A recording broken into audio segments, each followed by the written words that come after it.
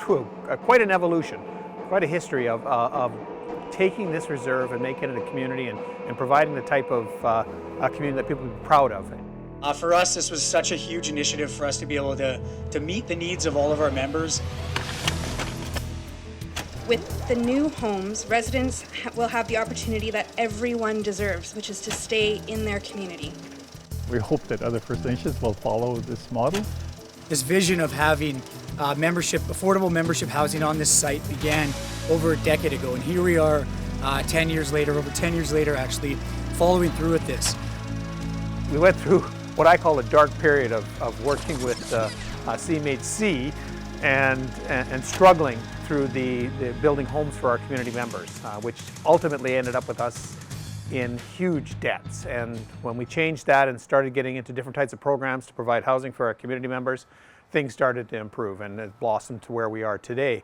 There are a lot of challenges in our community. In particular, Chiacton is virtually all CP'd out to members. And so one of the most difficult times we had was trying to get land for community, because our population continued to grow, but unfortunately the size of off-reserve population was growing faster than non-reserve because we weren't able to provide them with the necessary land areas to build homes. In our work plans in those years, we were always thinking about the membership, and the membership needed housing, and we were looking out and doing a call out or just talking to people about land purchasing, and we were able to accomplish that by purchasing some land from the Roberts family. There's two different funding pots that we're going after. One through Indigenous Services Canada, specifically for infrastructure, which is the roadway, all the services, sewage that needs to be brought back to this site.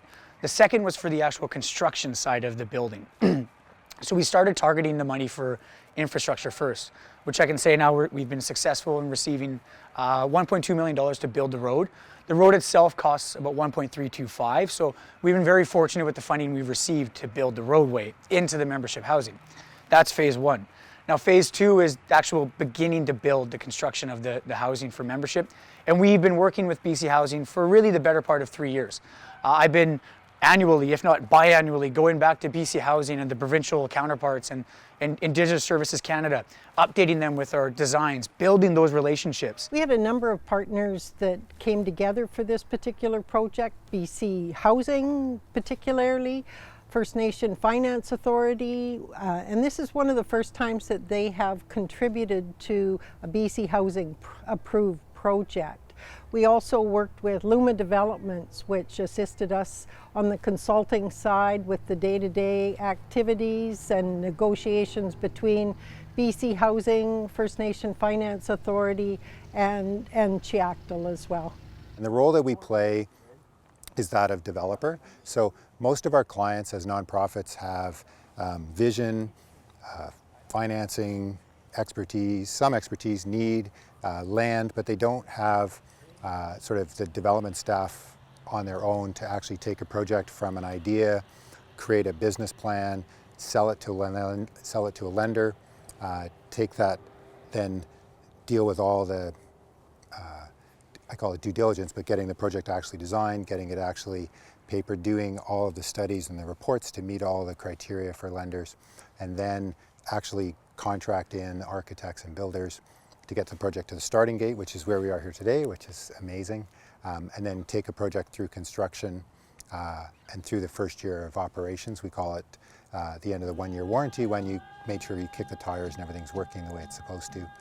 So we're kind of the expertise that comes on to help really bring all those ingredients together for a successful project, and our role kind of early on until about the end of the first year when it's operating.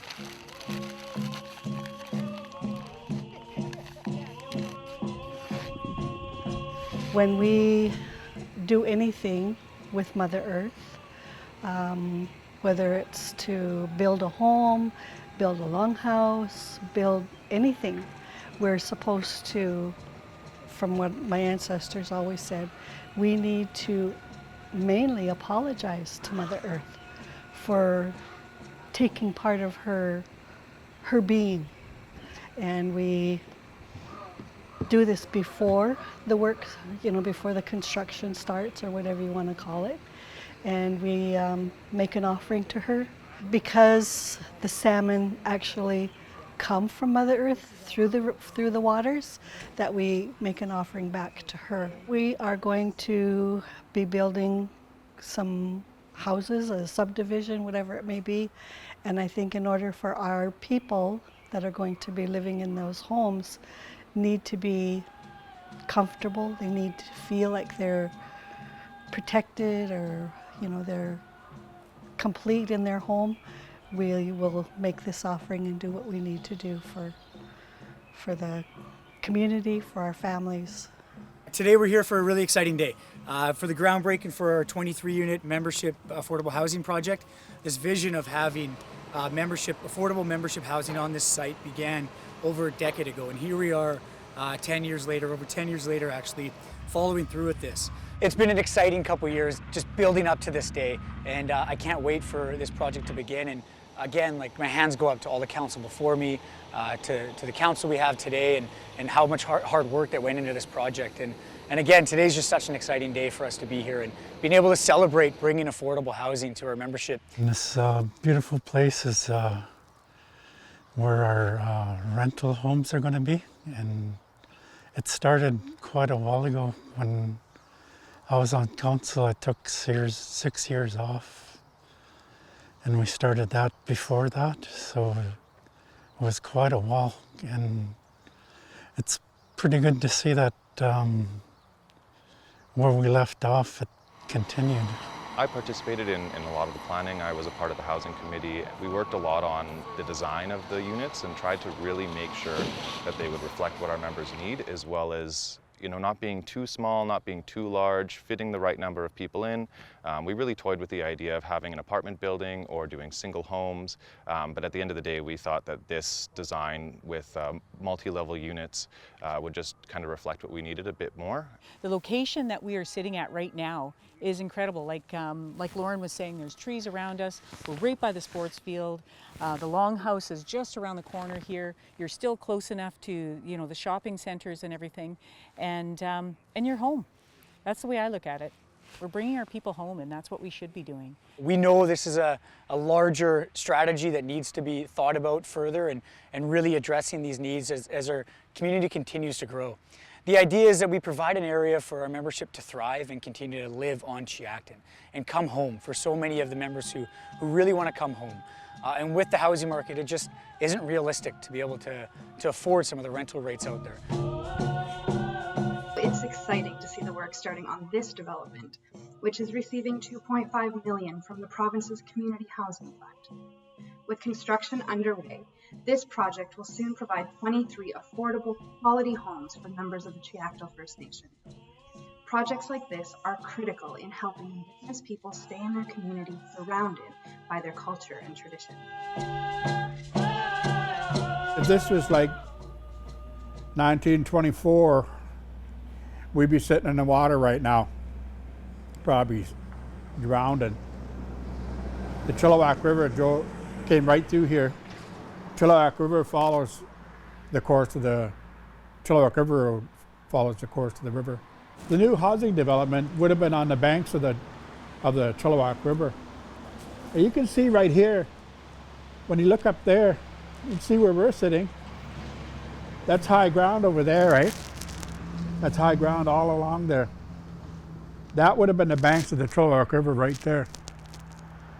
And before that development came in over there, those houses over there would have been up on a hill. There was a hill over there. My grandpa's house was up on a hill.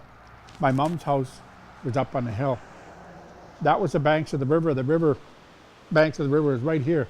We'd literally be sitting in the water right now if the river was still here. But the new development would have been on the banks of the Chilliwack River.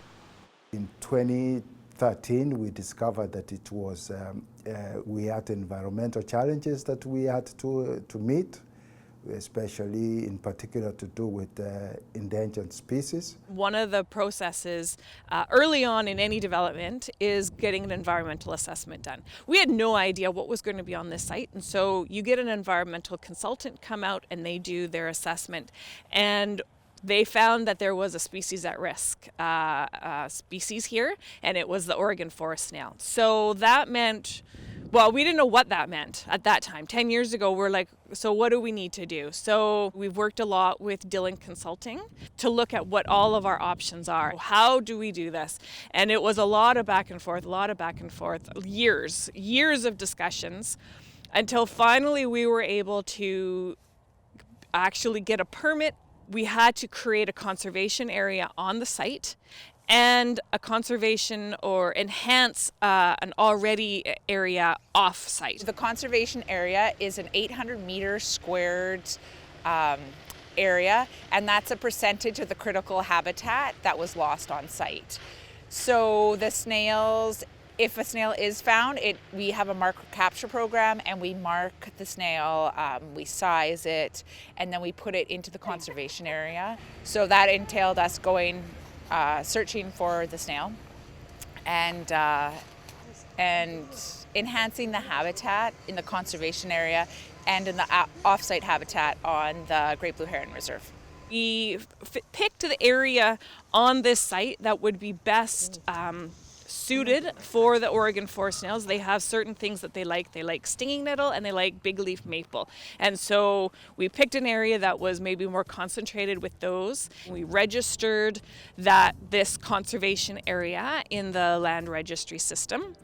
And then we worked with Great Blue Heron Reserve to create an area, again, finding the area that already had some stinging nettle, some big leaf maple, and we're going to enhance it. For the residents, when the homes are all built and people are living in here, we're going to have a nice pathway, a nice walkway that's going to surround the conservation area, and it will basically take you to the sports field. So it'll be a nice flow through. And then we're going to have some interpretive signs, and those signs are just really going to explain what the species are, what the process we've done. We've already got some graphics for that, and they look really nice. It's an interpretive area.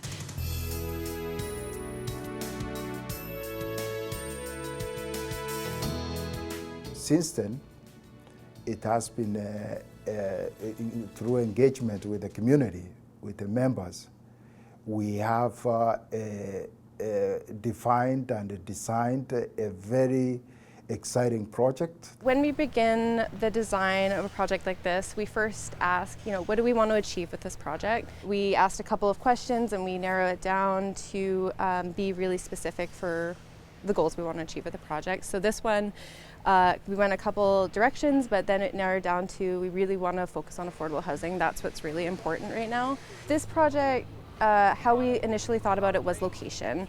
You have Chacton Sports Fields, which is great for families right beside, and then you have this long panhandle of a road. So we knew the road had to come back on that north side, and then when you have to do a road, you always want to protect the living spaces and the community spaces of a site. And I really wanted to take the cars away from the suites as much as possible, but still keeping them somewhat close. So that's really what drove us to put the community space in the center near the snail habitat, so it could celebrate both of those in a nice calming way. It's right next to the trees. The trees will always be there.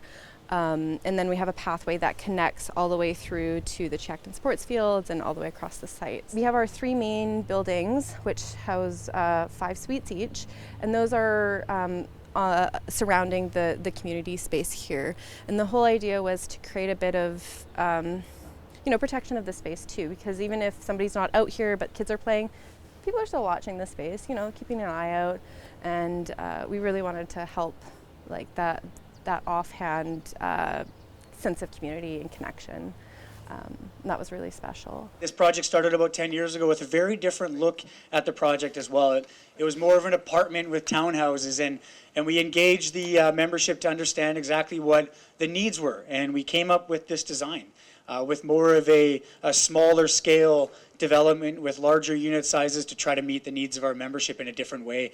I'm the site superintendent on this project, and the office back in Abbotsford does all the contract administration, and I'm responsible for all the activity on this site, including what we're doing right now. And I've been doing this in my career for the last 35 years, and I find this project to be particularly excellent. It's tucked away. It's covered by green belt and beautiful eagles and open sky, as you can see. I complimented Chelsea Mueller last week when she was on site. About the excellent layout and of the buildings, and you will capture images later where the community building, which is tucked away behind these 3 units. Each of these units house 5 families, and they are all centered around that community center. And to me, it couldn't have been planned any better. And the planning is, like, we're just the builders, but when people like Station 1 architects have done such a great job of the layout, it makes our job a lot easier. So Vern, why don't you just give us an update schedule-wise where we're at?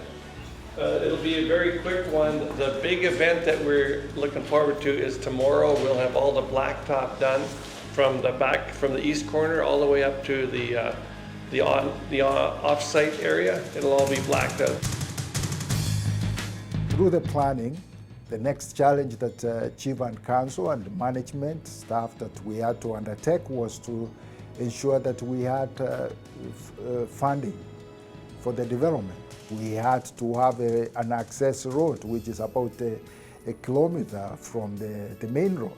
I'm pleased that the Government of Canada contributed $1.8 million for the construction of a road that will provide access to this important housing. As the Minister of Indigenous Services, I am committed to supporting safe, affordable housing and helping to build stronger Indigenous communities. Housing is a fundamental need, and this project paves the way to better access to affordable housing for your nation.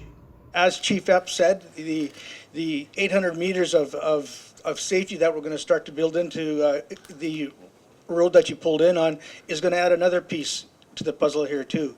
It is a busy street. This adds more to it, but we as a city, in collaboration with Chacan, want to keep it safe and work together. This has been a long time coming for us, something that our membership has really expressed a need for safety along these roadways. We have a lot of families who live around this area who like to walk with their families, and as you can tell by the traffic up and down here, it's busy. It's not quite the safest space to walk your kids, and whether it be on a bike or a stroller or whatever it might be. So we're really excited for this. It's been, I think, about 2 or 3 years of working together with the city of Chilliwack on this. The designs were in for a few years, but we've been working to secure funding for well over 2 years now on this, and we're really excited to get this first phase of the project done, which is from Promontory Road all the way to Bailey Road, which will be equipped with bike lanes, sidewalks, and the proper lighting and banners all the way down the road.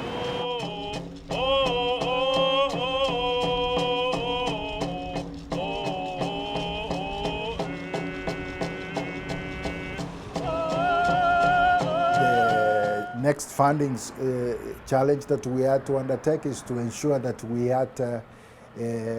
could able to bring partners to contribute towards the project to make it affordable.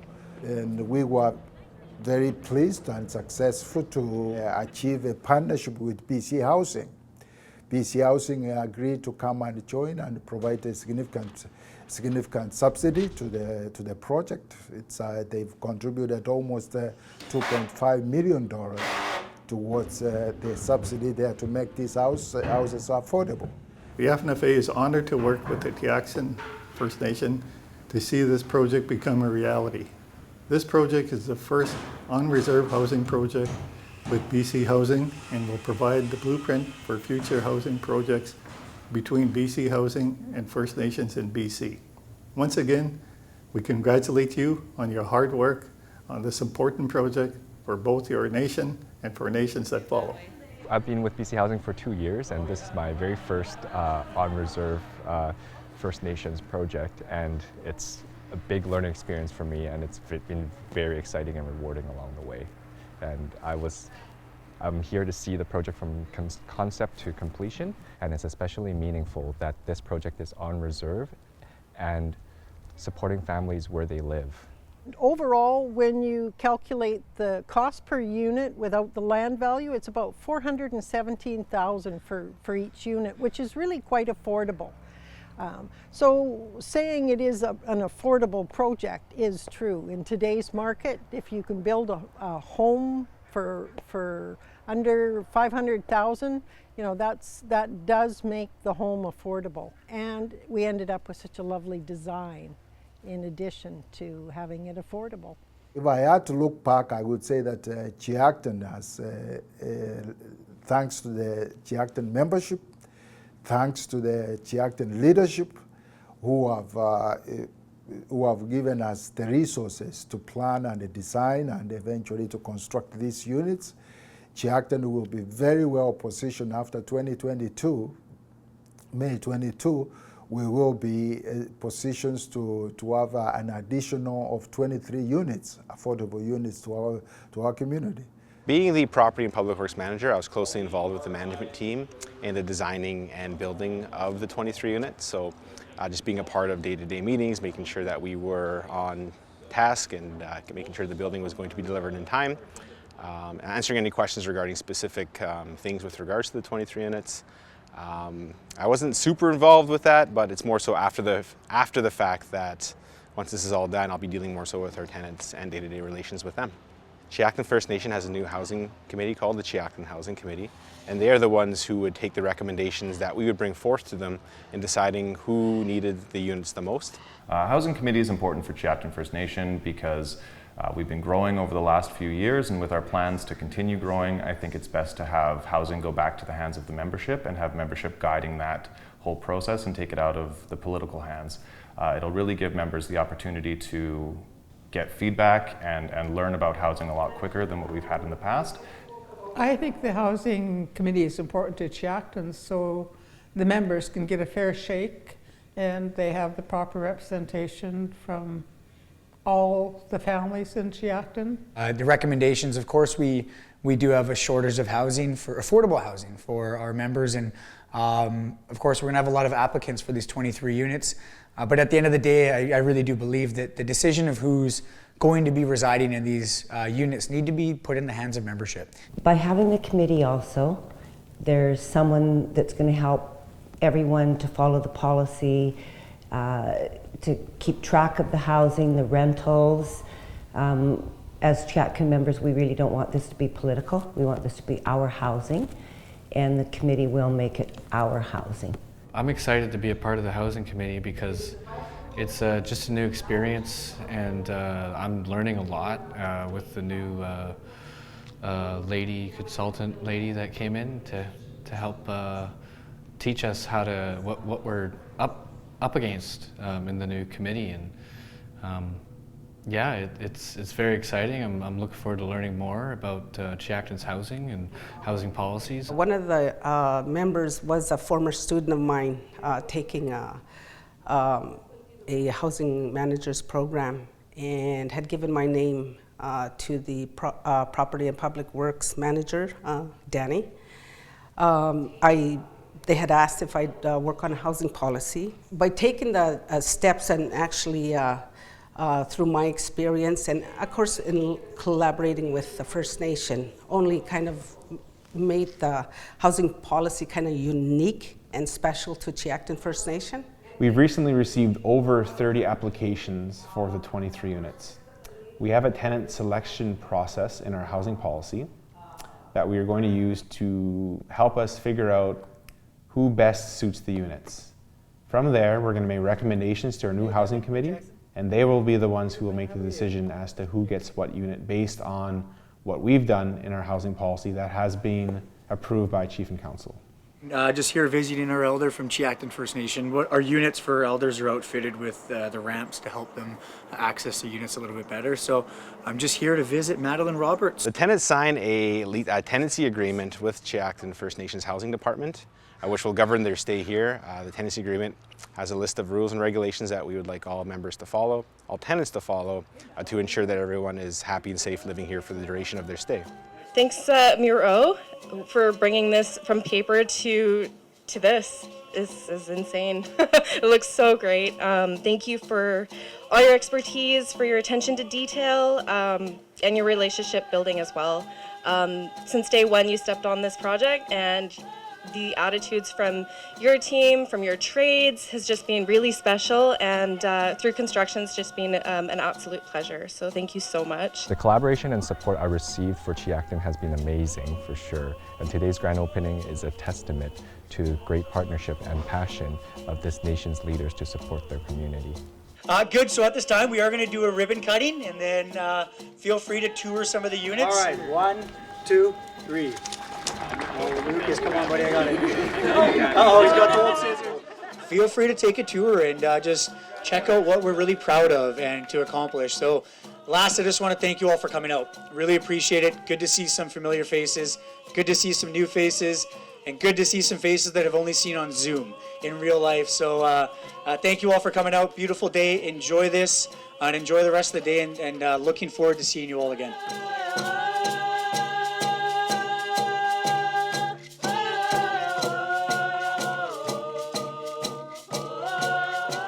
Having the Longhouse surrounded by our people, allowing those that are going to be living here to have that access to the culture. Exciting to see some of the families here able to see their units, and just to be able to provide housing for our members is such a great thing. I think this has been a long time coming.